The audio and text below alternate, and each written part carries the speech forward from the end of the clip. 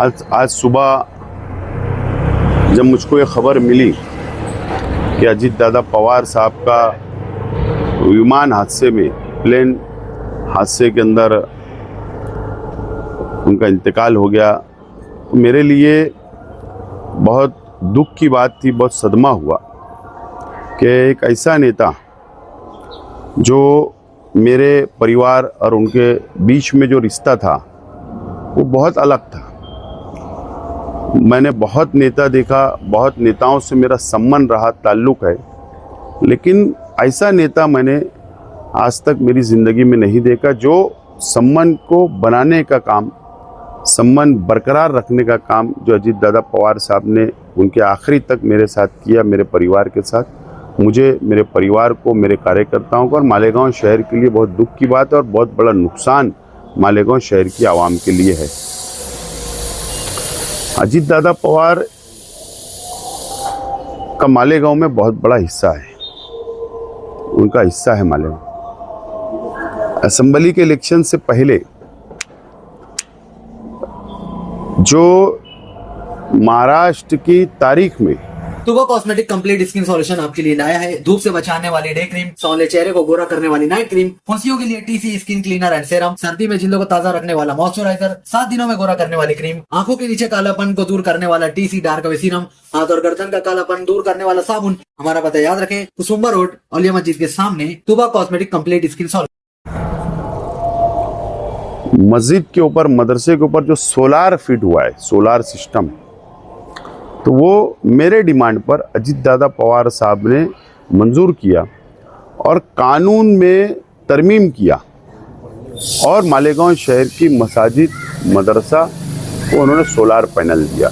ये अजीत दादा पवार का मालेगांव की शहरवासियों के योगदान है, इतना बड़ा योगदान है। और आज मस्जिदों के ऊपर सोलार शुरू हो चुका है, कई मस्जिदों के ऊपर।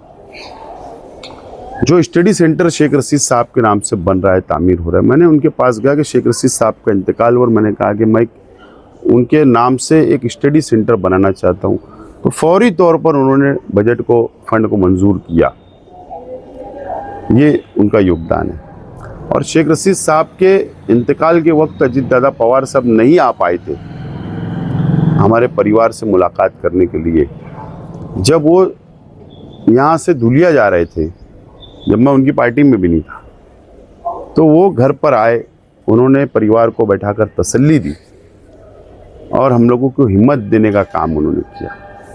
असेंबली का इलेक्शन के पहले जब अजीत दादा पवार साहब महायुति के अंदर शामिल हो गए, तो मैं खुद उनके पास गया कि दादा आप महायुति में शामिल हो गए, लेकिन मैं इस फैसले से के साथ में नहीं हूँ, मैं आपके साथ नहीं रह सकता। ये मैं बोलने के लिए जब उनके पास गया तो उन्होंने कहा कि ठीक है, मैंने मेरा रास्ता चुना हूँ, तू तेरा रास्ता चुन ले, तू तेरा रास्ता चुन सकता है, तुझे हक है।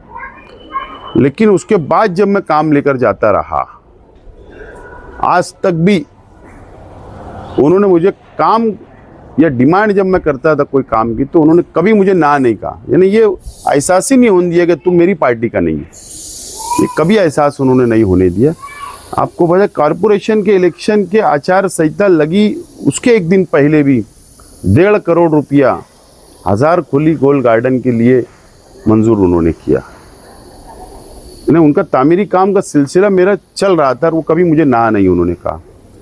और जब भी 16 जनवरी को जब कॉरपोरेशन के नतीजे आए, तो जबकि मैं इस्लाम पार्टी और वो राष्ट्रवादी के नेता, मैंने मेरी अपनी अलग पार्टी बनाया। शाम 5 बजे उनका फ़ोन आता है मुझको और वो मुझको मुबारकबाद देते हैं और बोलते हैं कि तेरे मुस्तकबिल के लिए मेरी नेक ख्वाहिशात है, तूने बहुत अच्छा इलेक्शन लड़ा, अच्छी सीटें चुन कर लाया। इस तरीके का संबंध बरकरार रखना, जबकि आज ऐसा नहीं है हमारे मुल्कों में कि कोई मुखालिफ पार्टी का शख्स को मुबारकबाद कोई देता होगा, ऐसा कभी नहीं हुआ। तो ये ऐसे नेता अजीत दादा पवार साहब, जो मुझे, मेरे परिवार को और शहर का ही बहुत बड़ा नुकसान है, हमको बहुत दुख हुआ है। मैं उनके परिवार को मुलाकात करने के लिए मैं जाऊंगा और उनके परिवार से मुलाकात के बाद मैं उनसे दुख का इजहार करूंगा। उनके परिवार जब मेरे परिवार के ऊपर जब दुख की घड़ी आई, जब शेख रशीद साहब दुनिया से गए, तो वो हिम्मत देने के लिए आए। ज़रूर मैं जाकर उनको तसल्ली देने का काम कर